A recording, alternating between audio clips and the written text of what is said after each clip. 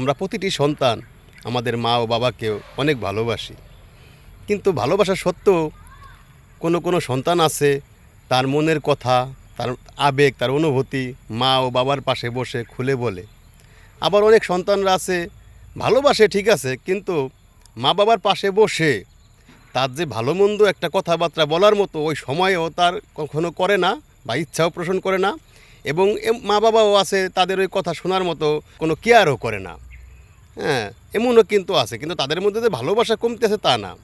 কিন্তু যেই সন্তান দেখবেন তার মা বাবারেও ভালোবাসে এবং কাছে গিয়ে রাত্রে হোক যে কোনো একটা সময় নিরিবিলি হোক পাশে বসে নিজের কিছু কথাবার্তা বলে যে মা বাবা আমি এই কাজটা করতে চাই, করলে কেমন হয়, বা আমি কিন্তু এই কাজটা করতে গেলে হয়তো বা অর্থ সম্পত্তির মালিক হইতে পারবো না, কিন্তু আদার সাইডে আমার সবাই ভালোই বলবে, ভালো কিছু করবে।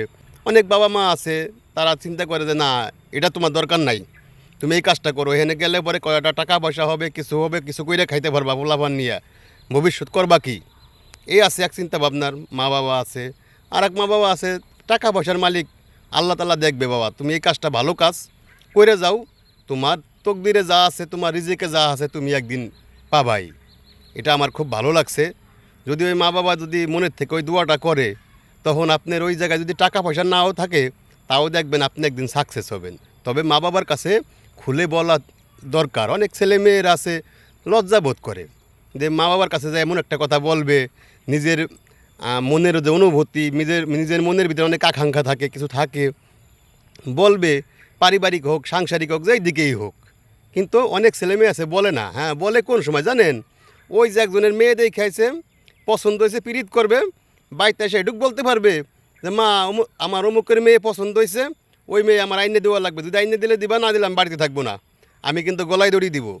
কিন্তু সাংসারিক একটা জিনিস যে আলাপ আলোচনা, আপনার ফ্যামিলির একটা জিনিস আলাপ আলোচনা যে মা আমি এই কাজটা করতে চাই, সংসারের জন্য এটা করতে চাই, এটা করলে পরে এখানে অর্থনৈতিক একটু ডেমারেজ হইতে পারে, কিন্তু আদার সাইডে মানুষজন সবাই আমার ভালো বলবে বা আমার একটা গুড উইল সৃষ্টি হবে। এমন পরামর্শগুলো যদি তাদের কাছ থেকে নেওয়া হয়, আমি আশাবাদী তারা যদি সম্মতি দেয় আপনি যে কোনো কাজে আপনি উন্নতি করতে পারবেন। ওই যে একজনের মেয়ে পছন্দ হয়ে আসলে পরে যেই ভাবে মা রে বলেন, আপনার অন্য কাজগুলো আপনার পছন্দ হইলে পরে ওই মা আব্বার সাথে শেয়ার করেন, দেখবেন তারা যে অনুমতিটা দিবে, তারা যদি সম্মতি দেয়, ইনশাআল্লাহ আপনি ওই কাজে সাকসেসফুল হবেনই। তো মা বাবার সামনে লজ্জা শরম করে কোনো লাভ নাই। মা বাবার সামনে ফ্রি থাকার চেষ্টা করেন, আপনার ভালো মন্দ সব কিছু তাদের সাথে শেয়ার করেন, দেখবেন আপনার প্রতিটা কাজ অনেক সহজ হয়ে যাবে। ধন্যবাদ সবাইকে।